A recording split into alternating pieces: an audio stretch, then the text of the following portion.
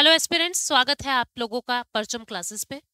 आज की क्लास में देखिए हम, जैसा कि आपको टाइटल दिख रहा है, जुलाई 2023 से दिसंबर 2023 के। वैसे तो इसमें मैंने पूरे साल के फाइनेंस बैंकिंग की न्यूज़ को कवर किया है, पर मेजर मेजर पोर्शन आपको जुलाई से दिसंबर का दिखेगा। और किसी भी एग्जाम में बैठते हो तो पीछे 6 महीने बहुत ज्यादा जरूरी होते हैं। ठीक है, तो इसके अंदर जो भी इंपॉर्टेंट न्यूज़ हो सकती है फाइनेंस और बैंकिंग से रिलेटेड, आरबीआई से रिलेटेड, म्यूचुअल फंड से रिलेटेड, इस तरीके की सारी न्यूज़ हमने इसके अंदर कवर की है, ताकि आपको सारा का सारा मटेरियल एक ही जगह कंपाइल्ड फॉर्मेट में मिल जाए। हमारी पूरी ईयरली की सीरीज चल रही है। जैसे गवर्नमेंट स्कीम की भी मैंने पहले एक वीडियो आप लोगों के लिए ली थी, जिसमें पूरे साल का हम लोगों ने गवर्नमेंट स्कीम करवाया है। एक मिलिट्री एक्सरसाइजेस हुए हैं, अवार्ड्स वाली वीडियोस हुई है, इंडेक्स वाले वीडियोस हुए हैं। तो अभी ये ईयरली कंपाइलेशन आप लोगों के लिए परचम क्लासेस कर रहा है, जिससे आपको जगह जगह भटकना ना पड़े और सारी चीजें एक ही वीडियो में आपको मिल जाए। ठीक है, क्योंकि तुम तो रिवाइज करते नहीं, हम करते हैं आप लोगों के लिए। तो ये जो है, ये जुलाई 2023 से दिसंबर 2023 मेजर पोर्शन, और वैसे मैंने जनवरी से ही इसके अंदर मटेरियल इंक्लूड कर दिया है। तो बिना किसी देरी के अपनी न्यूज को शुरू करते हैं। ये एक क्विक रिवीजन सीरीज होगी, जिसके अंदर हमें जल्दी जल्दी सब कुछ रिवाइज करना है, ताकि वो सारी चीजें अपने दिमाग में रिकॉल हो जाए।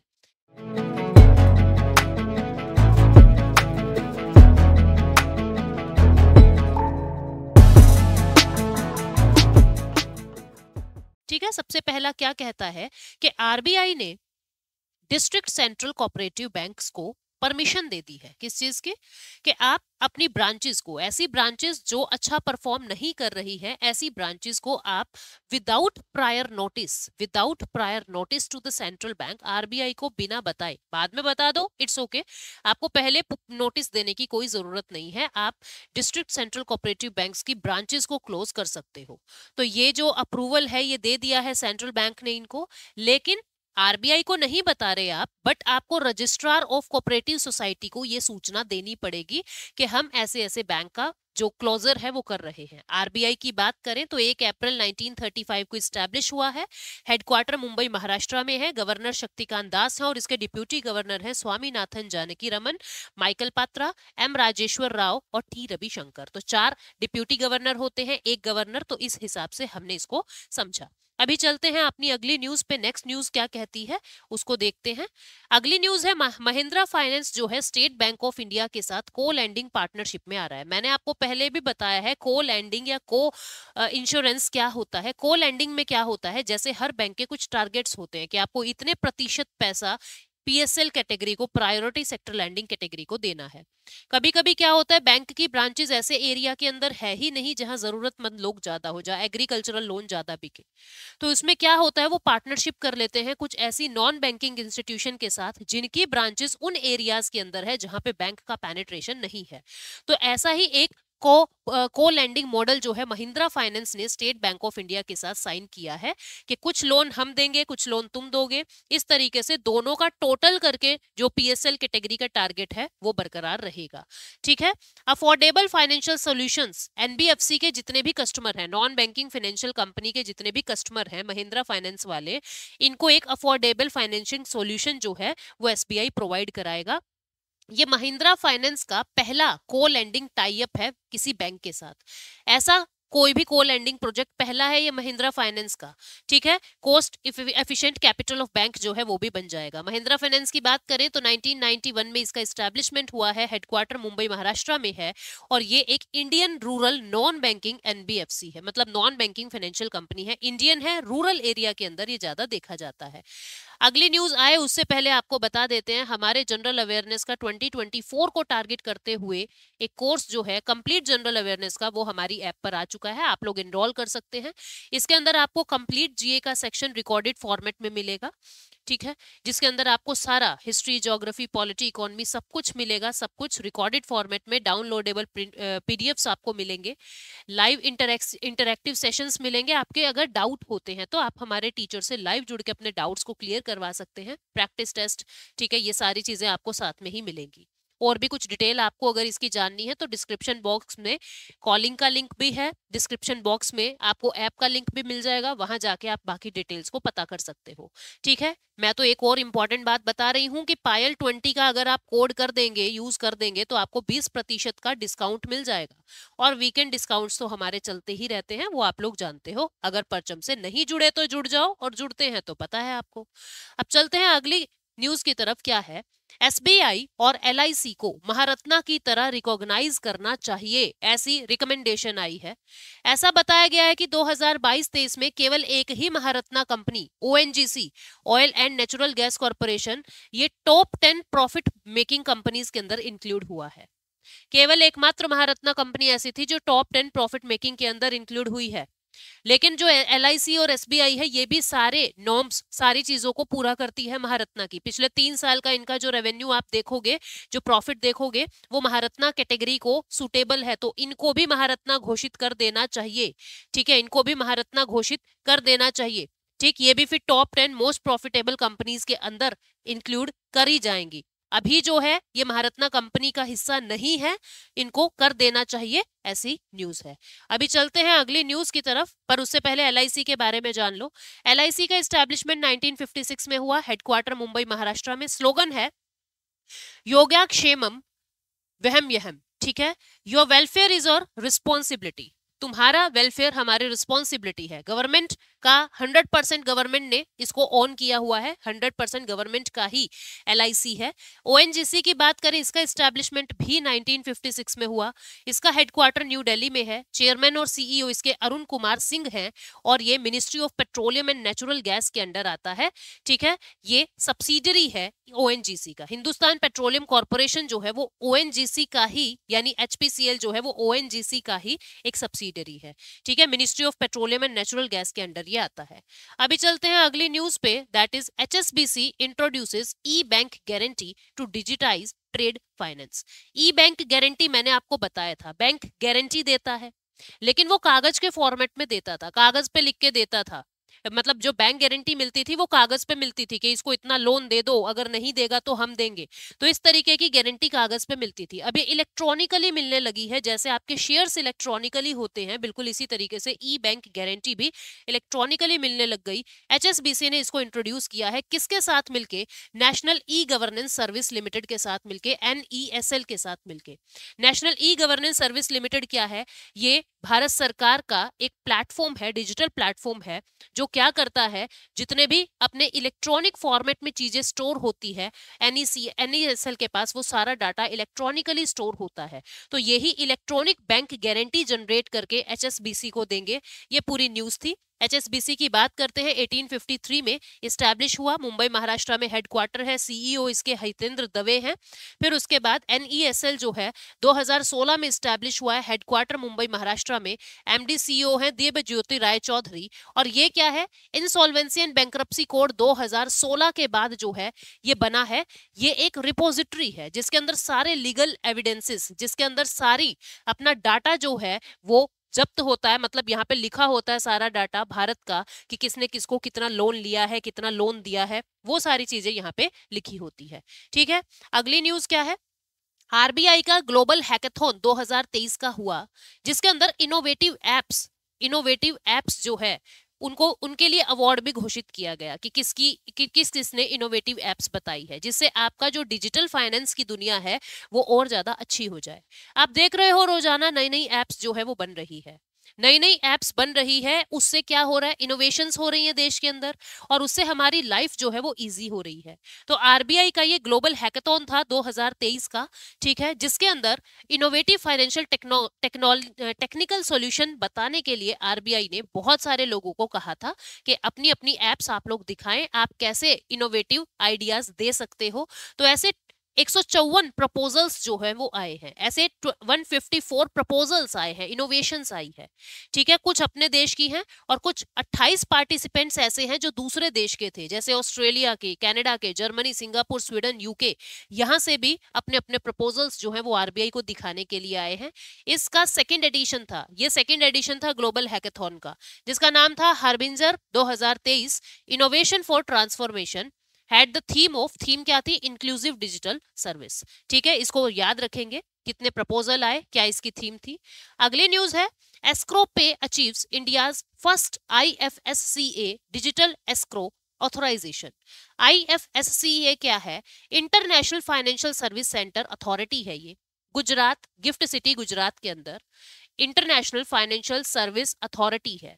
ये क्या करता है, ये एक ऐसी अथॉरिटी है, जितने भी गिफ्ट सिटी के अंदर जितने भी आप देखते हो कि जैसे हमारा इंटरनेशनल इंडेक्स चल रहा है, इंटरनेशनल स्टॉक एक्सचेंज चल रहा है, ये एक फाइनेंशियल सेंटर है जो बहुत सारी चीजें प्रोवाइड कराता है, जैसे आपको ट्रेनिंग प्रोवाइड करा रहा है, या ऑल ओवर वर्ल्ड में मार्केट में पैसा आप लगा सकते हो यहाँ का यूज करके, या ऑल ओवर वर्ल्ड के लोग इंडिया में पैसा लगा सकते हैं इनका यूज करके। तो ये अथॉरिटी है जो चेक करती है हर चीज को। तो जो एस्क्रो पे है वो पहला पहला मतलब इंडिया का पहला IFSCA डिजिटल एस्क्रो ऑथराइजेशन वाला अकाउंट जो है वो बन गया है।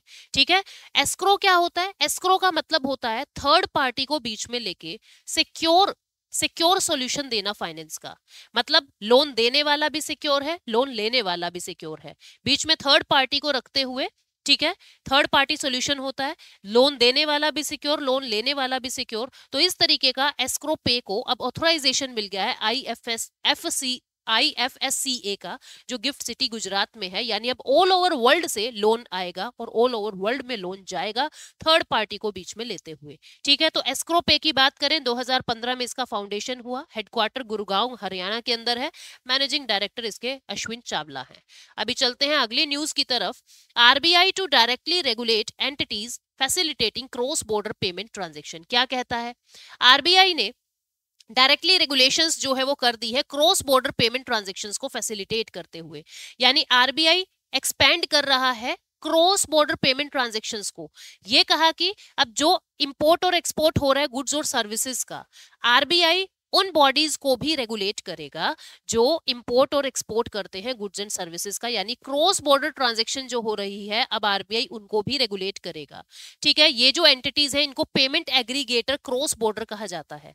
क्या कहा जाता है, ऐसे पेमेंट एग्रीगेटर, जैसे रेजर पे एक पेमेंट एग्रीगेटर है ना, जिसके माध्यम से हम पेमेंट करते हैं, इसको क्या कहते हैं, पेमेंट एग्रीगेटर, जिसके माध्यम से हम पेमेंट करते हैं। ऐसे ही क्रॉस बॉर्डर जो पेमेंट होती है उनको कहते हैं पेमेंट एग्रीगेटर, सीबी। सीबी का मतलब क्रॉस बॉर्डर। अब पेमेंट एग्रीगेटर क्रॉस बॉर्डर को भी आरबीआई ही रेगुलेट करेगा, ऐसा आरबीआई ने अपने नए अमेंडमेंट के अंदर कहा है। अगली न्यूज क्या है, SBI card collaborates with Reliance retail to introduce Reliance SBI card. SBI card ने, जो एक कंपनी है SBI कार्ड, उसने रिलायंस SBI कार्ड के साथ कोलैबोरेशन किया है। मतलब रिलायंस की जितने भी प्रोडक्ट हैं, SBI और रिलायंस मिलके कुछ ऐसे कार्ड्स प्रोवाइड कर रहे हैं, like credit card, debit card, कुछ ऐसे कार्ड्स प्रोवाइड कर रहे हैं रिलायंस के जितने भी प्रोडक्ट्स हैं। आप चाहे रिलायंस के मॉल में जा रहे हो, आप चाहे रिलायंस के पेट्रोल पंप पे हो, रिलायंस के जितने भी प्रोडक्ट्स हैं उन पे कुछ खास छूट आपको मिलेगी। तो SBI ने रिलायंस रिटेल के साथ कोलैबोरेशन किया है, जितने भी रिटेल के प्रोडक्ट्स हैं उन पे आपको कुछ खास छूट मिलेगी। ठीक है, तो ये न्यूज थी जिसके बारे में मैंने आपको बताया। SBI कार्ड के बारे में जान लीजिए, 1998 में इसकी स्थापना हुई, हेडक्वार्टर गुड़गांव हरियाणा के अंदर है, MD CEO इसके अभिजीत चक्रवर्ती हैं। SBI card payment service limited क्या है, इसको पहले SBI card and payment service limited के नाम से जाना जाता था। ये क्रेडिट कार्ड कंपनी है, ठीक है, पूरे इंडिया को क्रेडिट कार्ड और पेमेंट्स प्रोवाइड कराती है। तो ये पूरी न्यूज थी इसके बारे में, इसने रिलायंस के साथ अभी कोलैबोरेशन कर लिया है। अगली न्यूज क्या कहता है, इंडिया का जो बैड बैंक है, इंडिया पायोनियरिंग बैड बैंक, जिसका नाम है स्ट्रेस्ड एसेट स्टेबलाइजेशन फंड। ठीक है, स्ट्रेस्ड एसेट स्टेबलाइजेशन फंड, इसके 20 साल जो है वो पूरे होने वाले हैं, इसलिए ये न्यूज में आया था। इंडिया का पहला बैड बैंक जो बना था स्ट्रेस्ड एसेट स्टेबलाइजेशन फंड के नाम से, जिसका मकसद क्या होता है, बैंक के अंदर जितने भी एनपीए हैं, बैंक के अंदर जितने भी नॉन परफॉर्मिंग एसेट्स हैं, उन नॉन परफॉर्मिंग एसेट्स को बैलेंस शीट से राइट ऑफ करके बैड बैंक को सौंप दिया जाता है। बैड बैंक बैंक की मदद कर देगा फाइनेंशियली कि तुम ये कागज हमको दो, इनसे रिकवरी का काम हम करेंगे, कैसे भी करें, नीलामी करें या जैसे भी करें, इनसे रिकवरी हम करेंगे। आप अपनी बैलेंस शीट को स्वच्छ और साफ रखें, जिससे वो बेटर दिखे और इन्वेस्टर्स को कोई भी डाउट ना हो हमारी कैपिटल के बारे में। तो जो ये बैड बैंक था, जो भारत का पहला बैड बैंक बना था, जिसका नाम क्या था, स्ट्रेस्ड एसेट स्टेबलाइजेशन फंड, इसको बैड बैंक क्यों कह रहे हैं? क्योंकि इसके अंदर सारे बैड लोन्स हैं, ठीक है। ऐसा नहीं है काम बुरा कर रहा है, काम तो बहुत अच्छा कर रहा है। बैड बैंक का मतलब है इसके अंदर सारे बैड लोन्स हैं, इसलिए इसको बैड बैंक कह रहे हैं। तो जो ये बैड बैंक है, इसके पहला बैड बैंक जो था, इसके 20 साल अब पूरे होने वाले हैं, 2 डिकेड्स इसके पूरे होने वाले हैं, ठीक है। सितंबर 2004 में स्ट्रेस्ड एसेट स्टेबलाइजेशन फंड इसको एक ट्रस्ट की तरह 2004 सितंबर में बनाया था, ठीक। अब 2024 आएगा तो इसके 20 साल पूरे हो रहे हैं। इसका प्राइमरी पर्पस क्या था कि आईडीबीआई बैंक के जो बैड लोन्स हैं उनको आइसोलेट करना, आईडीबीआई बैंक के बैड लोन्स को आइसोलेट करना। 20 साल हो गए हैं, 400 non performing assets, 400 non performing loans को ये इवेल्युएट कर चुका है। तो ये पूरी न्यूज थी, न्यूज में आया था तो हमने डिस्कस कर लिया। अगली न्यूज है UPI transactions through voice command from April 2024। अप्रैल 2024 यानी कि 31 मार्च 2024 के बाद 1 अप्रैल 2024 से आप वॉइस कमांड से यूपीआई एप्स चलाओगे, जिसको हेलो यूपीआई के नाम से जाना जाएगा। यानी अभी तो हम टाइप करते हैं, है ना, तो इन्होंने भी सोचा कि नॉर्थ इंडिया में सर्दी बहुत है, तो ऐसा करते हैं कि हम बोलने वाला कर दे, इसमें उंगलियां भी आपका यूज नहीं करनी पड़े। तो हेलो यूपीआई इतना इसको ट्रांजेक्ट कर दो, तो बोल के ही सारा काम आपका होगा, ठीक है। तो ये यूपीआई ट्रांजेक्शन क्या है, वॉइस कमांड के माध्यम से ये काम होगा। एनपीसीआई ने इसको लॉन्च किया है, नाम है इसका हेलो यूपीआई। 1 अप्रैल 2024 से स्टार्ट हो जाएगा, ठीक। एनपीसीआई क्या है अब उसके बारे में जान लीजिए। एनपीसीआई का फाउंडेशन 2008 में हुआ, हेडक्वार्टर मुंबई महाराष्ट्र में है। एमडी सीईओ इसके दिलीप आसबे हैं। ये एक अम्ब्रेला ऑर्गेनाइजेशन है जो रिटेल पेमेंट और सेटलमेंट सिस्टम को सब कुछ मैनेज करता है। रिजर्व बैंक ने और इंडियन बैंक एसोसिएशन ने ये पेमेंट और सेटलमेंट सिस्टम एक्ट 2007 के अंडर मिलके, इन दोनों ने मिलके एनपीसीआई को बनाया था, ठीक है। तो ये सारे आपको रिटेल पेमेंट्स के सॉल्यूशन देता है। अगली न्यूज है एसबीआई ने 10,000 करोड़ रुपए टीयर 2 बॉन्ड से 7.8% कूपन रेट के हिसाब से रेज किए हैं। अब मैंने आपको ये बताया है कि कैपिटल को अगर रेज करना है तो 2 तरीके होते हैं, एक को कहते हैं टीयर 1 कैपिटल, एक को कहते हैं टीयर 2 कैपिटल। टीयर 1 कैपिटल का मतलब ये होता है जो आपने इक्विटी से यानी शेयर्स से इकट्ठा किया है और वो बहुत अच्छा होता है। टीयर 2 कैपिटल क्या होता है, जिसको आपने बॉन्ड से या मैं कहूं डेट कर्जा लेके इकट्ठा किया है। तो ये न्यूज है कि एसबीआई ने 10,000 करोड़ रुपए रेज किए हैं मार्केट से। कूपन रेट क्या दे रहे हैं, यानी रेट ऑफ इंटरेस्ट कितना दे रहे हैं, 7.8% रेट ऑफ इंटरेस्ट देंगे। तो एसबीआई ने इतना पैसा मार्केट से उठाया है, ठीक है। ये 15 साल के लिए पैसा लिया जा रहा है। फर्स्ट कॉल 10 साल के बाद की आएगी, फिर अगले 5 साल के लिए सेकंड कॉल आ जाएगी। ये टीयर 2 बॉन्ड इशू किए हैं, ठीक है। 4 बार में ये पैसा जो है वो इकट्ठा किया जाएगा, 4,000 करोड़ करके, फिर 4,000 करोड़, इस तरीके से तोड़ तोड़ के ये पैसा जो है वो इकट्ठा किया जाएगा। एसबीआई 1 जुलाई 1955 को इस्टेब्लिश हुआ है, हेडक्वार्टर मुंबई महाराष्ट्र में। चेयरमैन दिनेश कुमार खारा और सीएफओ हैं इसके कामेश्वर राव कोदावंती, ठीक है। अभी चलते हैं अगली न्यूज की तरफ, वो क्या है, payment becomes official sponsor for 37th national games. Paytm, payments नहीं, पेटीएम, पेटीएम जो है ऑफिशियल स्पॉन्सर बना है 37th नेशनल गेम का, जो गोवा में ऑर्गेनाइज हो रहे हैं। गोवा में पहली बार कोई नेशनल गेम हो रही है। Paytm has been designated as the official sponsor for the 37th national games held in Goa, ठीक है। ये ऑफिशियल स्पॉन्सर बन गया है। वहां पे अब गेम्स, नेशनल गेम्स में इसके पर्दे दिखेंगे आपको पीछे पेटीएम के, जैसे बायजूस के दिखते हैं, है ना। तो ऐसे ही अब पेटीएम स्पॉन्सर बन गया है, ऑफिशियल स्पॉन्सर। इन गेम्स को प्राइम मिनिस्टर नरेंद्र मोदी ने इनॉग्रेट किया है, ठीक है, जवाहरलाल नेहरू स्टेडियम फटोरडा में, जो गोवा में है। पहली बार नेशनल गेम्स हो रहे हैं स्टेट ऑफ गोवा में। Event is scheduled to take place from 26 October to November 9, 2023। तो 26 अक्टूबर से 9 नवंबर के बीच ये जो गेम्स हैं वो हुए थे। पेटीएम का हेडक्वार्टर नोएडा में है। सीईओ इसके विजय शेखर शर्मा है और ये पेरेंट ऑर्गेनाइजेशन है। पेटीएम पेरेंट ऑर्गेनाइजेशन, पेटीएम की पेरेंट ऑर्गेनाइजेशन कौन सी है, 197 कम्युनिकेशन, ठीक है। अगली न्यूज क्या है, IRDAI यानी insurance regulatory development authority of India establishes 12-member committee for streamlining insurance policy wording। जो इंश्योरेंस पॉलिसी के वर्ड्स होते हैं वो बहुत ही भयंकर होते हैं, समझ नहीं आते हैं, है ना। और वो पढ़ने बहुत जरूरी होते हैं, बहुत टेक्निकल टर्म्स में होते हैं जो आम आदमी को समझ नहीं आते। तो एक 12 मेंबर की कमेटी बनाई है IRDAI ने, जो उन वर्डिंग्स को बहुत सिंप्लीफाई कर देगा, जो कॉम्प्लेक्स वर्डिंग है उनको सिंप्लीफाई कर देगा। ये न्यूज है। देखते हैं चेयरमैन कौन है इस कमेटी का। इस कमेटी का जो चेयरमैन है वो है L विश्वनाथन। तो आपको अगर पूछ लिया जाए पेपर में कि L विश्वनाथन कमेटी किस चीज के लिए है, ये किस चीज से डील करेगी, तो आपको बताना है इंश्योरेंस पॉलिसी की वर्डिंग्स को इजी करने के लिए डील करेगी। 12 मेंबर की ये कमेटी है, ठीक है। ये कौन है? ये मेंबर है इंश्योरेंस एडवाइजरी कमेटी के, ठीक है। तो कमेटी कॉम्पोजिशन इंक्लूड, इसके अंदर कौन कौन होंगे? सेक्रेटरी जनरल ऑफ LIC, ठीक है, LIC and GIC, president of insurance brokers association and principal offer of the State Bank of India. Corporate agent होंगे स्टेट बैंक ऑफ इंडिया के। IRDAI 1999 में स्टैब्लिश हुआ है। ये एक स्टैट्यूटरी बॉडी है अंडर IRDAI एक्ट 1999। हेडक्वार्टर इसका हैदराबाद तेलंगाना में है। चेयरपर्सन इसके देबाशीष पांडा है। IRDAI एक स्टैट्यूटरी बॉडी है under ministry of finance, government of India. Next news पे चलते हैं। Max life improves customer experience through AI enabled WhatsApp chatbot मिली। मैं इसको सॉल्व करके, इसको आसान करके बता रही हूँ। जैसे तुम कुछ एप्स का यूज करते हो तो उस पे एक यूं कहता है कॉन्टेक्ट अस के अंदर चैट बॉक्स दिया होता है, जिसके अंदर आप व्हाट्सएप से ऑटोमेटिक आर्टिफिशियल इंटेलिजेंस यानी एक रोबोट आपको आंसर कर रहा है कि how may I help you, है ना। ऐसे ही जब एयरपोर्ट के चैट बॉक्स ऐसे बने हुए हैं, कुछ फ्लाइट का पता करना है तो वो भी यही कहते हैं how may I help you, फिर वो कंप्यूटर आपकी सारी मदद कर रहा है। ऐसे ही मैक्स लाइफ इंश्योरेंस ने अब ये चैट बॉक्स बनाया है व्हाट्सएप का, जिसका नाम है मिली, जो आपकी सारी प्रॉब्लम्स को सॉल्व करेगा, ठीक है। क्या नाम है? मिली, ठीक। रियल टाइम सर्विस ये आपको देगा, हाईली इंटरेक्टिव है, आपकी प्रॉब्लम्स को सॉल्व करेगा अलग अलग भाषाओं में, इंग्लिश में, हिंदी में, गुजराती में, मराठी में, बंगाली में, तेलुगु में और तमिल में, ठीक है। ये एक आपको आपको हाई करके उसे अपनी कॉन्वर्सेशन स्टार्ट कर देनी है। और ये व्हाट्सएप नंबर है जिसपे ये मिली चैट बॉक्स आपसे बात करेगा, 7428396005। तो मैक्स लाइफ इंश्योरेंस ने आपके काम को आसान करने के लिए ये काम कर दिया है। हेडक्वार्टर इसका नई दिल्ली के अंदर है। MD CEO इसके प्रशांत त्रिपाठी हैं।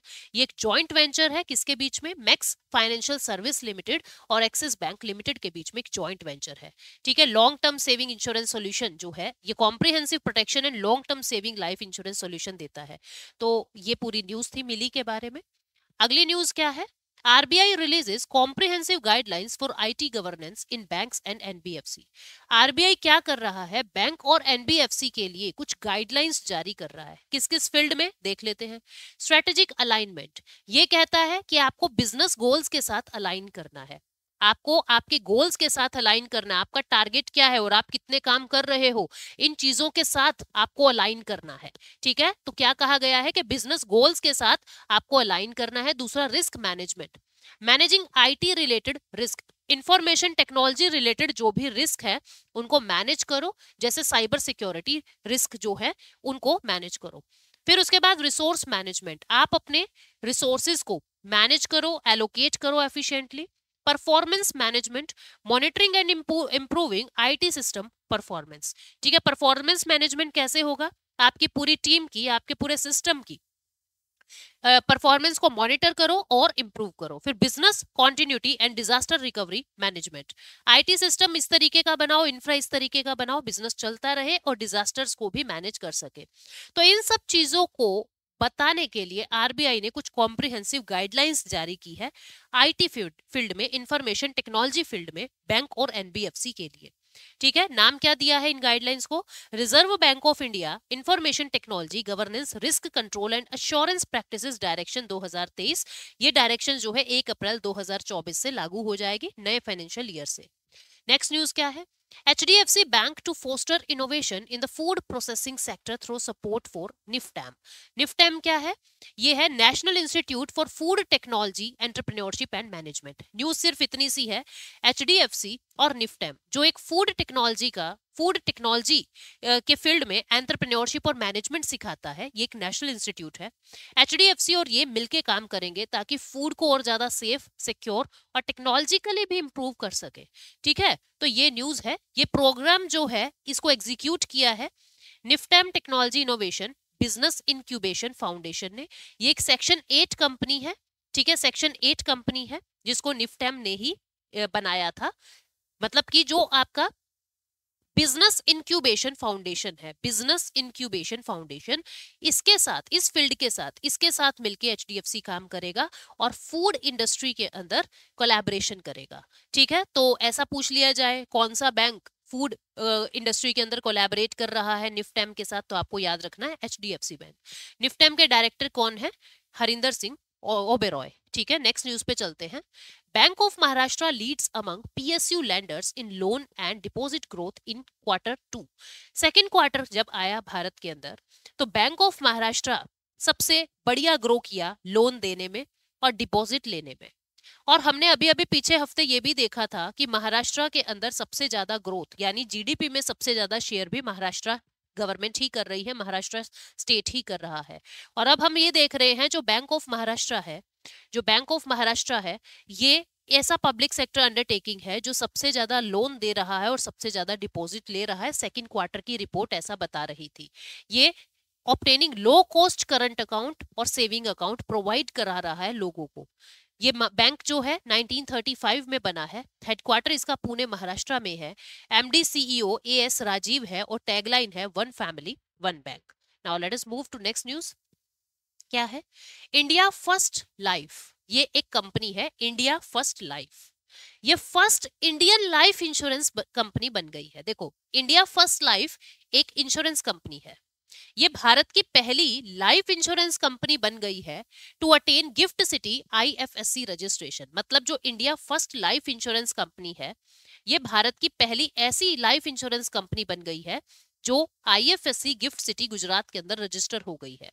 इससे क्या हुआ? इससे हुआ ये कि अब विदेशों से भी लोग इनसे लाइफ इंश्योरेंस करवा सकेंगे और ये भी विदेशों तक अपने प्रोडक्ट को बेच सकेंगे, यानी ऑल ओवर वर्ल्ड के अंदर इनकी कॉम्पिटेंसीज बढ़ जाएगी, ऑल ओवर वर्ल्ड में इनका रीच और इनका पेनिट्रेशन बढ़ जाएगा।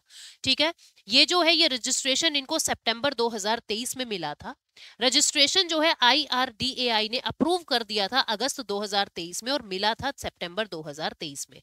इसकी बात करें तो इसका जो मतलब इंडिया की फर्स्ट लाइफ जो कंपनी है, 2009 में इसका एस्टेब्लिशमेंट हुआ है, headquarter Mumbai Maharashtra, MD CEO है RM विशाखा। ये जो है ये 3-वे वेंचर है, 3-वे है मतलब कि 3 लोगों का जॉइंट वेंचर है। ये बैंक ऑफ बड़ौदा का 65% स्टेक्स इसके हैं, Union Bank of India 9% stake है इनके, और private equity major Warburg Pincus इसके 26% स्टेक्स इसके अंदर लगे हुए हैं। अगली न्यूज है, वॉलमार्ट ओन्ड फोन पे 5 million life time registered users इन 7 ईयर्स क्रॉस कर दिया है। मतलब जो फोन पे है, जो एक फर्म है, फाइनेंशियल टेक्नोलॉजी की फर्म है, वॉलमार्ट की फर्म है फोन पे, इसके जो कस्टमर्स है या मैं कहूं इसकी रजिस्ट्रेशंस हैं वो 500 मिलियन क्रॉस कर गया है पिछले 7 साल के अंदर। ठीक है, PhonePe stands out the first Indian internet company to achieve such a large user base. ये पहली इंडियन कंपनी है, पहली इंडियन इंटरनेट कंपनी है जिसका यूजर बेस इतना ज्यादा बढ़ गया है ग्लोबल स्केल पे। फोन पे 2015 में फाउंड हुआ था, हेडक्वार्टर बेंगलुरु कर्नाटका इंडिया में, फाउंडर इसके समीर निगम है। ठीक है, ये करंटली यूज बाय, ये अभी इसको 37 मिलियन मर्चेंट्स इसको यूज कर रहे हैं। ठीक, और ये जो है एक्सपेंड करता जा रहा है इंश्योरेंस के फील्ड में, म्यूचुअल फंड के फील्ड में, स्टॉक ब्रोकिंग की फील्ड में। ठीक, अब चलते हैं अगली न्यूज पे। क्या है अगली news? India's first 50-year bond fully sold on growing insurer demand. ये क्या है? देखो, अब तक का जो सबसे ज्यादा टेनोर वाला बॉन्ड था वो 40 साल का था, मतलब 40 साल के बाद आपको आपका प्रिंसिपल अमाउंट विद इंटरेस्ट वापस मिलेगा। लेकिन पहली बार ये बॉन्ड ग्रोअर की डिमांड के ऊपर ये लॉन्च किया गया है और 50 साल का इसके अंदर पीरियड कहा है कि 50 साल तक आपका पैसा हम लोग उधार लेंगे और फिर 50 साल के बाद आपको आपका पैसा मिलेगा, 50 साल तक आपको इंटरेस्ट मिलता रहेगा। इंडिया का पहला 50-year बॉन्ड अब फुली सोल्ड हो चुका है, मतलब कि जितने हमने बॉन्ड्स निकाले थे वो सारे के सारे बिक चुके हैं। ठीक है, तो आरबीआई ने 54 बिड्स जो है वो एक्सेप्ट की है 9,988 करोड़ का। 7.46% रेट ऑफ इंटरेस्ट मिलेगा 50 सालों के लिए। ये भारत का पहला इतना लॉन्ग टर्म वाला बॉन्ड है। अभी तक सिर्फ 40 साल की ड्यूरेशन वाला सबसे लॉन्गेस्ट माना जा रहा था, अब 50 साल की ड्यूरेशन वाला बॉन्ड जो है भारत में जारी भी हो चुका और वो कंप्लीटली बिक भी चुका है।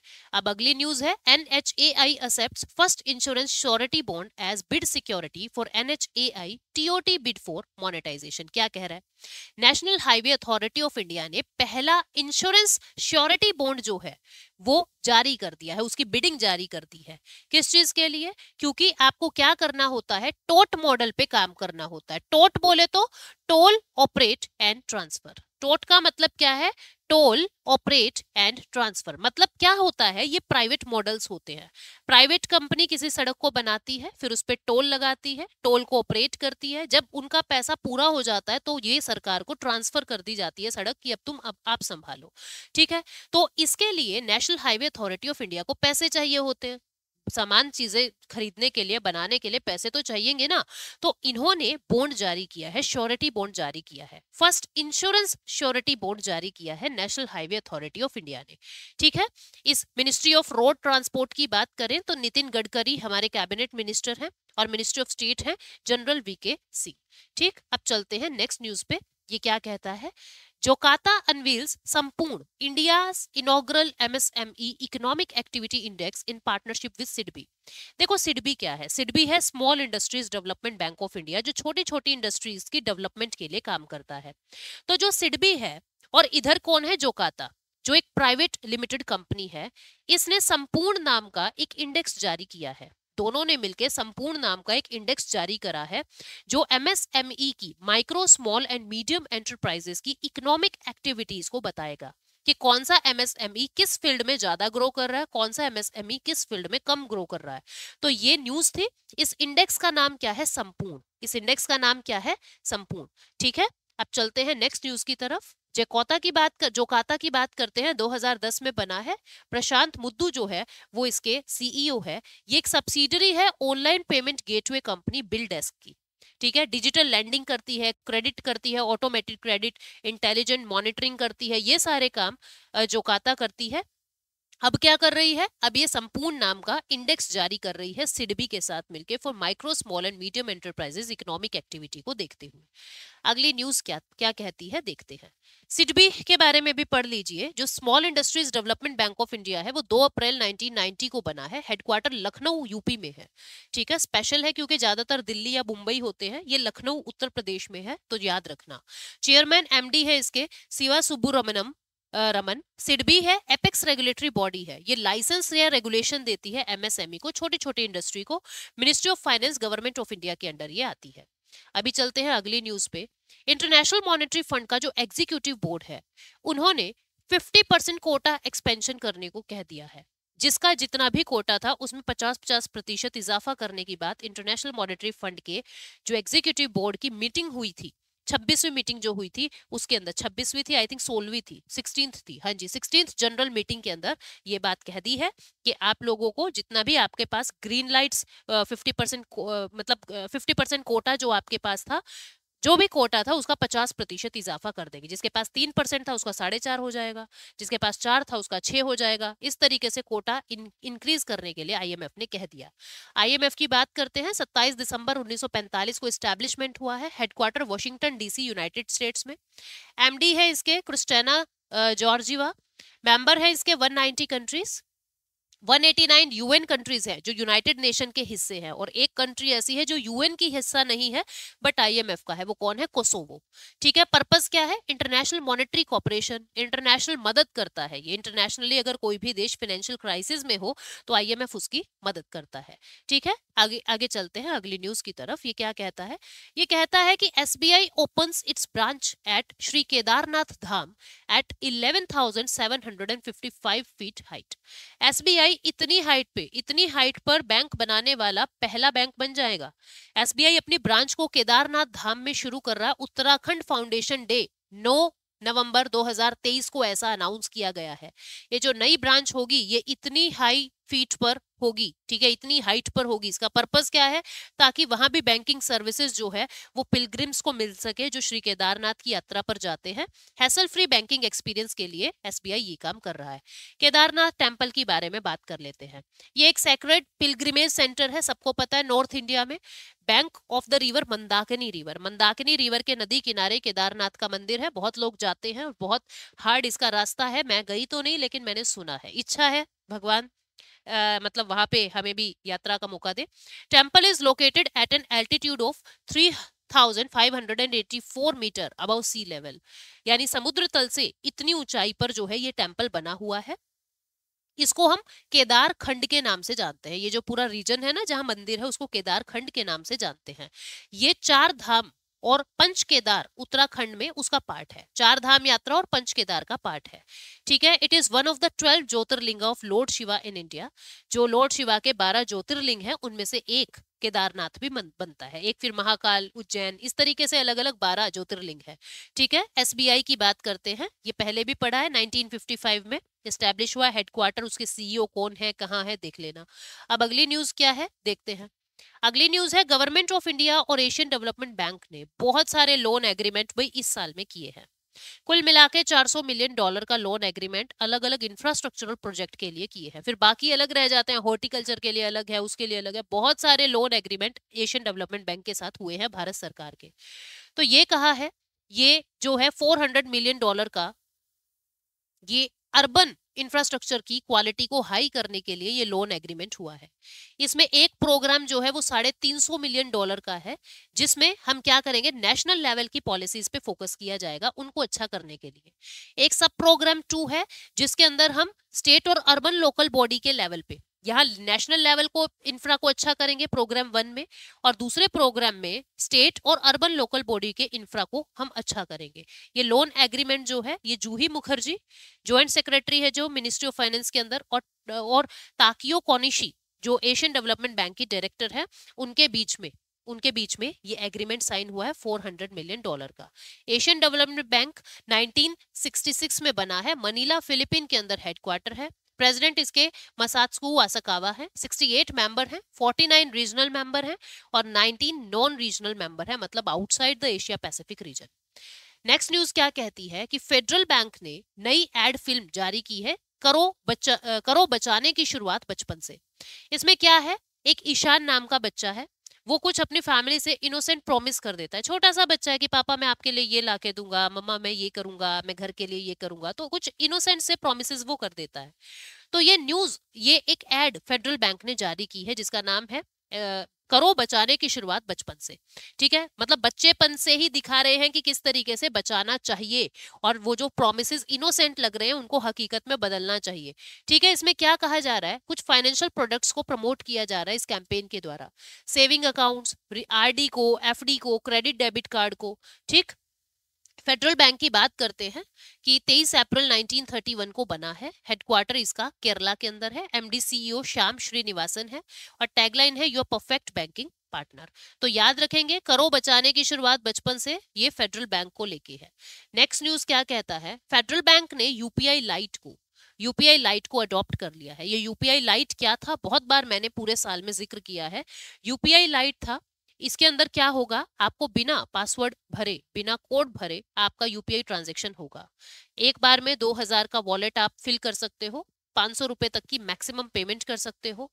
जब 2000 रुपए खत्म हो जाएंगे तो फिर से 2000 भर लो, यानी टोटल 4000 रुपए आप एक दिन में यूज कर सकते हो। इसके माध्यम से बिना कोड, बिना पासवर्ड के इनकी पेमेंट हो जाएगी आपके फोन के माध्यम से। तो फेडरल बैंक ने इसको अडॉप्ट कर लिया है, यूपीआई लाइट इसको कह रहे हैं, ठीक है। आगे चलते हैं अगली न्यूज की तरफ। यूको बैंक जो है उसने online IMPS transfers due to flawed payment emergency कुछ दिन के लिए सस्पेंड कर दिया था। देखो 10 से 13 नवंबर 2023 को यूको बैंक का जो IMPS instant money payment service का जो सिस्टम होता है उसको 3 दिन के लिए सस्पेंड कर दिया था। उसकी वजह क्या है, उसकी वजह ये है कि कस्टमर पैसा भेज रहा था लेकिन बैंक के अंदर रिसीव नहीं हो रहा था। कस्टमर के अकाउंट से पैसा कट हो रहा था लेकिन इनके बैंक में रिसीव नहीं हो रहा था। तो इस फ्लॉ को चेक करने के लिए 3 दिन के लिए यूको बैंक ने अपने आईएमपीएस को शट डाउन कर दिया था, बंद कर दिया था, प्रिकॉशनरी मेजर्स लेते हुए, ठीक है।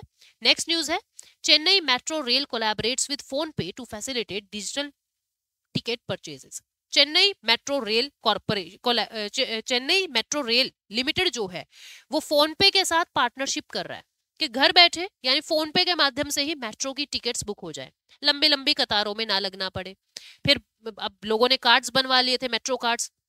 अब कार्ड की लाइन में इतनी भीड़ होती है कि जितना तो टिकट की लाइन में नहीं होता, तो इसलिए अब क्या कह दिया कि डिजिटली आप अपने जो टिकट्स है वो कटवा सकते हैं मेट्रो के लिए। तो Chennai metro rail collaborates with PhonePe के साथ इन्होंने कोलैबोरेशन कर लिया है। फोन पे का यूज करके आप ये काम कर सकते हो। क्यूआर कोड मिलेगा, ठीक है, फिर उसके माध्यम से, और 20% डिस्काउंट भी शुरुआत में आपको मिल रहा है ताकि आप इस चीज के हैबिचुअल हो। चेन्नई मेट्रो रेल लिमिटेड के जो डायरेक्टर हैं वो है MS Siddiqui. Chennai metro rail limited ये है जॉइंट वेंचर है गवर्नमेंट ऑफ इंडिया का और गवर्नमेंट ऑफ तमिलनाडु का, ठीक है। और ये एक रैपिड ट्रांजिट सिस्टम है, पता ही है आपको, जल्दी कहीं पे पहुंचाने के लिए है ये। नेक्स्ट न्यूज है, SBI expands YONO global app to the United States and Singapore. SBI की जो ऐप है योनो ग्लोबल ऐप, इसको अब यूनाइटेड स्टेट्स और सिंगापुर के अंदर भी एक्सपैंड कर दिया गया है ताकि वहां के लोग भी SBI की सर्विसेज को ले सके और अपना कस्टमर, अपना यूजर बेस बढ़े, ठीक। तो इसके अंदर क्या है, SBI के जो डिप्यूटी MD है वो है विद्या कृष्णन। उन्होंने ऐसा कहा है कि अपने डिजिटल प्लेटफॉर्म्स को हम इनेबल कर रहे हैं अमेरिका और सिंगापुर के अंदर भी। तो यूके के अंदर अभी SBI का योनो ऐप जो है 9 कंट्रीज में चल रहा है। सबसे पहले यूके के अंदर 2019 में चला था, अब धीरे धीरे इसको आगे भी बढ़ा रहे हैं, अभी US और सिंगापुर में भी बढ़ा रहे हैं। अगली न्यूज है, Madhya Pradesh records the lowest daily wages for rural agricultural workers. RBI के डाटा ने ये बताया है कि जो मध्य प्रदेश है वो सबसे कम पैसा दे रहा है अपने रूरल वर्कर्स को, ठीक है। अपने रूरल वर्कर्स को सबसे कम पैसा मध्य प्रदेश दे रहा है, क्योंकि मिनिमम वेजेस एक्ट के अंदर हर स्टेट का कम से कम एक वेज जो है वो सिस्टम डिफाइन होता है कि इतना इतना पैसा तो आपको देना ही पड़ेगा। तो उसमें मध्य प्रदेश सबसे कम पैसा अपने वर्कर्स को दे रहा है, ठीक है। सबसे ज्यादा कौन दे रहा है, केरला। सबसे ज्यादा कौन दे रहा है, केरला, 764, लगभग 764 रुपीज। मध्य प्रदेश तो बहुत कम दे रहा है, लगभग 229 रुपीज। तो आप गैप देख रहे हो, उत्तर प्रदेश और महाराष्ट्र भी ठीक ठाक सा दे रहे हैं, ठीक है। तो केरला जो है वो नंबर 1 पे है और मध्य प्रदेश सबसे कम पे है। नेक्स्ट न्यूज है, एशियन डेवलपमेंट बैंक और ग्लोबल एनवायरमेंट फैसिलिटी दोनों ने एक नेचुरल कैपिटल फंड बनाने की बात की है। एशियन डेवलपमेंट बैंक और ग्लोबल एनवायरमेंट फैसिलिटी जो ऑल ओवर वर्ल्ड में एनवायरमेंटल प्रोडक्ट्स लेके आता है या एनवायरमेंट के लिए फंड देता है, तो दोनों मिलके नेचुरल कैपिटल फंड को बना रहे हैं। यानी कि ऐसे फंड को बना रहे हैं जो कैपिटल, जो जिसके अंदर जो फंड होगा वो एनवायरमेंट को और अच्छा, क्लाइमेट को प्रोटेक्ट करने के यूज किया जाएगा, ठीक है। ये क्या है, इसके अंदर $15 मिलियन का इन्वेस्टमेंट मिलेगा, $15 मिलियन का इन्वेस्टमेंट मिलेगा, ठीक। तो दोनों मिलके ये नेचुरल कैपिटल फंड जो है वो चला रहे हैं। मेंबर कंट्रीज अपना अपना कुछ कुछ पैसा इसके अंदर देंगे, अपना पैसा जो है वो इसमें देंगे, ठीक है। GEF is supporting the NCF with an investment of $15 million. यानी कि जो ग्लोबल एनवायरमेंट फैसिलिटी है वो नेचुरल कैपिटल फंड के अंदर $15 मिलियन देगा। बाकी एशियन डेवलपमेंट बैंक के जो मेंबर्स हैं वो इसके अंदर पैसा डालेंगे, ठीक। GEF जो है, इसकी बात करें, ग्लोबल एनवायरमेंट फैसिलिटी, इसकी CEO है कार्लोस मैनुअल रॉड्रिग्यूस, ठीक। और इसकी ये एक मल्टीलेटरल एनवायरमेंटल फंड है जो biodiversity, climate change, international water, land and degradation के लिए काम करता है, फंड इकट्ठा करता है। नेक्स्ट न्यूज है, वर्ल्ड बैंक और बांग्लादेश ने पांच पांच डील्स जो है वो साइन करी है $1.1 बिलियन से ज्यादा की। $1.1 बिलियन से ज्यादा की 5 डील्स जो है वर्ल्ड बैंक ने और बांग्लादेश ने साइन की है। इसके अंदर क्या क्या काम होगा, अर्ली चाइल्डहुड डेवलपमेंट का काम होगा, अर्बन प्राइमरी हेल्थ का, सेकेंडरी एजुकेशन का, रिवर बैंक प्रोटेक्शन एंड नेविगेबिलिटी का, गैस डिस्ट्रीब्यूशन एफिशिएंसीज का, ठीक है। तो ये किसके साथ, बांग्लादेश और वर्ल्ड बैंक के साथ। बच्चे, शहर, एजुकेशन, इन सब चीजों पे, रिवर्स पे, इन सब चीजों पे ध्यान दिया जाएगा इस पैसे से। वर्ल्ड बैंक जो है 7 जुलाई 1944 को बना, हेडक्वार्टर वॉशिंगटन DC। प्रेसिडेंट है इसके अजय बांगा, 14th प्रेसिडेंट है ये, ठीक है। ये इंटरनेशनल फाइनेंशियल इंस्टीट्यूशन है जो लोन देता है लो और मिडिल इनकम कंट्रीज को। बांग्लादेश के प्रेसिडेंट अभी है मोहम्मद शहाबुद्दीन, प्राइम मिनिस्टर है शेख हसीना, कैपिटल है ढाका और करेंसी है इनकी टका। अभी चलते हैं अगली न्यूज पे, दैट इज सेबी के चेयरपर्सन ने investor risk reduction access platform को इनहेंस कर दिया, IRRA। मधाबीपुरी बोस जो सेबी की चेयरपर्सन है, उन्होंने IRRA को लॉन्च कर दिया है। ये IRRA क्या है? इन्वेस्टर रिस्क रिडक्शन प्लेटफॉर्म है। कभी कभी क्या होता है, टेक्निकलिटी की वजह से उधर ब्रोकर है, उधर कस्टमर है, डीलिंग कर रहे हैं सेम, कि आप देखो इस वाले प्लेटफॉर्म को देखो, उसको देखो, वो कहीं बैठा है, वो कहीं बैठा है, टेक्निकली दोनों सेम पेज को शेयर कर रहे हैं, लेकिन कुछ ऐसा ग्लिच आ जाता है टेक्निकल, जिसके चलते कस्टमर का विश्वास उठ गया कि भैया तुम्हारी तो साइट नहीं चल रही, ये नहीं हो रहा, मुझे तो फंड अभी देखने थे, मुझे तो अभी बेचने थे। तो ऐसी चीजों के लिए IRRA लॉन्च कर दिया है। आप स्विच कर सकोगे, जैसे मान लीजिए आपकी वेबसाइट्स में टेक्निकली ग्लिच आ जाता है, तो आप स्विच कर सकोगे IRRA को। ये एक ऐसा प्लेटफॉर्म है जो ब्रोकर है वो लिंक देगा अपने कस्टमर को कि आप इस लिंक पे क्लिक करो, और अब हम फिर से इस वाले प्लेटफॉर्म को फिर से साझा कर लेंगे। आप अपने हिसाब से अपने जो फंड्स हैं वो देख कर मुझे बता दो कहाँ पे कितना पैसा लगाना है, मैं आपकी मदद कर दूंगा। तो IRRA ये इन्वेस्टर्स के लिए रिस्क रिडक्शन प्लेटफॉर्म आया है कि अगर टेक्निकली ग्लिच के कारण आपकी ऑफिशियल साइट्स काम नहीं कर रही, तो यहाँ पे आप अपना काम कर सकते हो। साधारण भाषा में अगर कहें तो ये बात है। ठीक है, अगली न्यूज क्या है? HDFC bank introduces 3 new digital payment product on UPI। HDFC ने 3 नए डिजिटल प्रोडक्ट्स जो है UPI पे लॉन्च किए हैं, जिसमें एक का नाम है UPI 123 पे, एक का नाम है UPI प्लगइन, और एक का नाम है ऑटो पे। ठीक है, ऑटो पे, UPI प्लगइन और UPI 123 पे। UPI 123 पे तो क्या है, ये वॉइस रिस्पॉन्स से काम करेगा। ठीक है, और UPI प्लगइन क्या है, ये मर्चेंट और पेमेंट की एप्स को स्विच कर सकेगा। भाई आप फोन पे से नहीं पेटीएम से करना चाहते हो तो मिनट में कर लो, कोई दिक्कत नहीं, आप पेमेंट एप्स को स्विच कर सकोगे। और ऑटो पे में क्या होता है, ओवर द टॉप प्लेटफॉर्म पे, यानी जो आपके नेटफ्लिक्स, हॉटस्टार, ये सब चीजें हैं, Amazon प्राइम जिनको OTT प्लेटफॉर्म कहते हैं, उस पे अगर सब्सक्रिप्शन लेना है तो आपको बहुत सारे प्लान देखने पड़ते हैं, फिर आप जाके OTP शेयर करोगे, और इस तरीके से काम होता है। लेकिन अब क्या होगा, QR कोड होगा, QR कोड स्कैन करो और पेमेंट करो। तो ये क्या है, UPI ऑटो पे। ठीक है, तो ये 3 प्रोडक्ट जो है HDFC ने लॉन्च किए हैं। अगली न्यूज है, NABARD releases India's first AAA rated INR social bonds worth ₹1040 crore. NABARD ने पहली बार भारत का AAA रेटिंग का सोशल बॉन्ड जो है वो जारी किया है। सोशल बॉन्ड बोले तो सोशल इम्पैक्ट बॉन्ड। इसके अंदर क्या होगा, जितना भी पैसा इस बॉन्ड में आएगा वो सारा का सारा पैसा सोसाइटी के लिए यूज होगा। ठीक है, वो सारा का सारा पैसा सोसाइटी का इंफ्रा, सोसाइटी की एजुकेशन, उसके ऊपर यूज होगा। तो 1040 करोड़ का ट्रिपल ए रेटिंग क्या होता है, जैसे आप मूवीज को रेटिंग देते हो ना, ऐसे ही बॉन्ड्स और शेयर्स को रेटिंग मिलता है। AAA रेटिंग मतलब बहुत गजब के बॉन्ड है, बिल्कुल 100% सेफ है।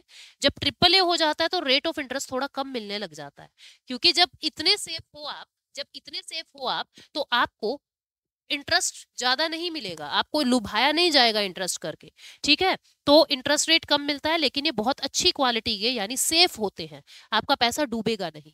तो पहली बार इंडियन नेशनल रूपी के अंदर सोशल बॉन्ड जारी किए 1040 करोड़ के AAA रेटिंग के। ठीक है ना। अच्छा, जो ये है, इसमें क्या कहा जा रहा है कि ये काम किसके साथ मिलके हुआ है, पिंपरी चिंचवाड़ म्युनिसिपल कॉर्पोरेशन और यूनाइटेड नेशन डेवलपमेंट प्रोग्राम ने मिलके सबसे पहले, इन दोनों ने मिलके सबसे पहले सोशल इंपैक्ट बॉन्ड जारी किए थे 2020 में। ठीक है, अब नाबार्ड ने रिलीज कर दिए। सबसे पहले इन दोनों ने मिलके 2020 में सोशल इंपैक्ट बॉन्ड जारी किए थे भारत के अंदर। ठीक, ये किस चीज के लिए काम आता है, सोशल इश्यूज के लिए, एनवायरमेंट के लिए, poverty alleviation, affordable housing, education, health care, इनको अच्छा करने के लिए इस पैसे को यूज किया जाता है। नाबार्ड की बात कर लेते हैं। नाबार्ड 1982 में बना है, हेडक्वार्टर इसका महाराष्ट्र में है, चेयरमैन इसके शाजी केवी है। एपेक्स रेगुलेटरी बॉडी है, मिनिस्ट्री ऑफ फाइनेंस के अंडर आती है। ठीक है, रीजनल रूरल बैंक और एपेक्स कोऑपरेटिव बैंक्स को मदद करती है, उनको रेगुलेट करती है। अब चलते हैं अगली न्यूज की तरफ। एक और इंपॉर्टेंट बात थी, that is it was established on the recommendation of B Sivaraman committee. B Sivaraman committee के कहने पर नाबार्ड बना है। नई लाइन है, याद रखेंगे, बी शिवरमन कमेटी के कहने पे नाबार्ड बना है। अगली न्यूज है, IndusInd Bank launches Indi, a customer-centric digital banking app with several industry-first feature। News छोटी सी है, मैं आपको बता देती हूँ।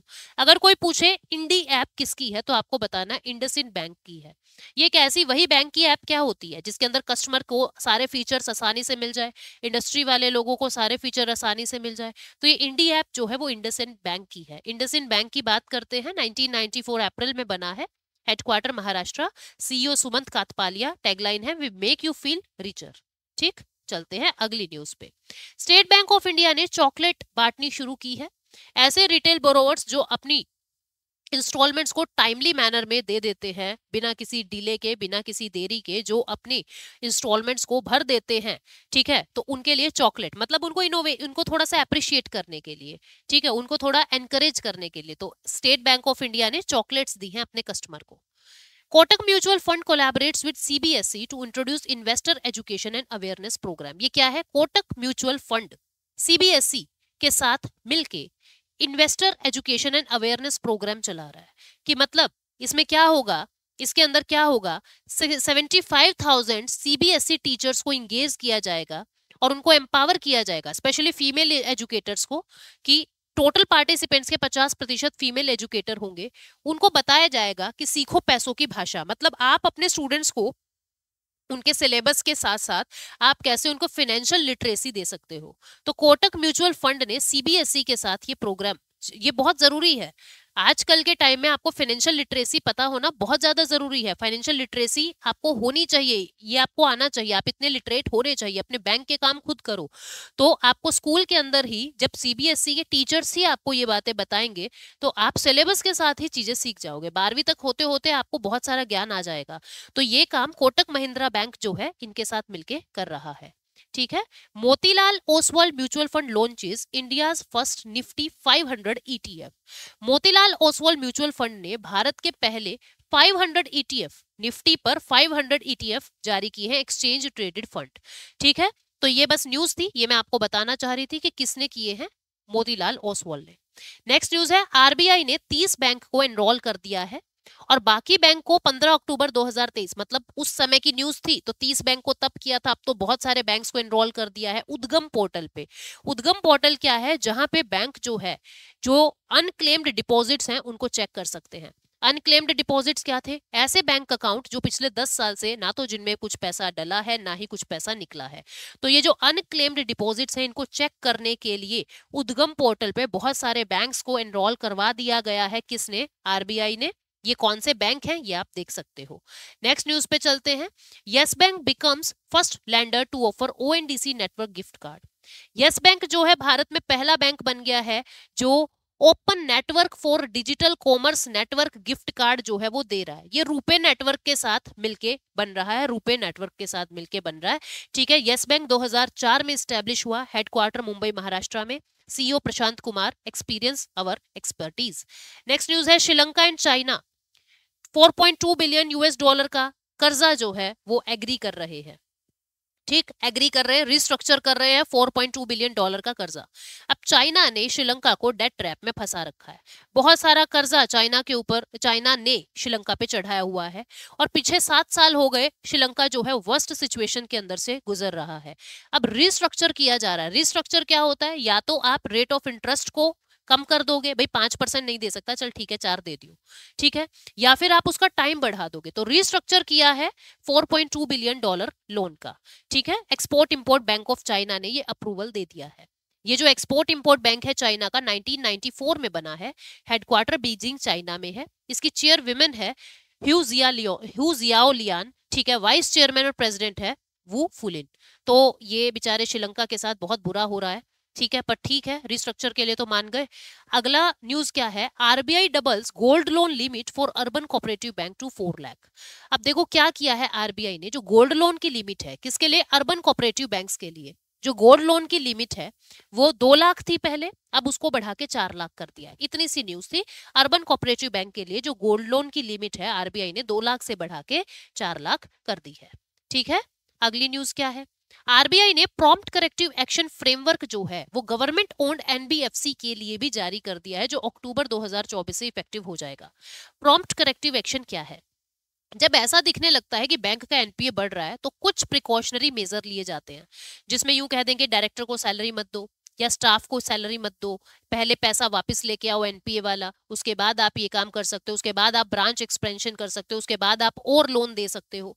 तो इस तरीके से प्रॉम्प्ट करेक्टिव एक्शंस लिए जाते हैं। थ्रेशोल्ड लिमिट 1, लिमिट 2, लिमिट 3, ठीक है, इस तरीके से लिमिट 3 में एमडी की सैलरी को रोक देंगे, लिमिट 1 में आपका ब्रांच नहीं बढ़ने देंगे, लिमिट 2 में आपको लोन नहीं देने देंगे किसी और को। तो इस तरीके से लिमिट्स लगाई हुई है।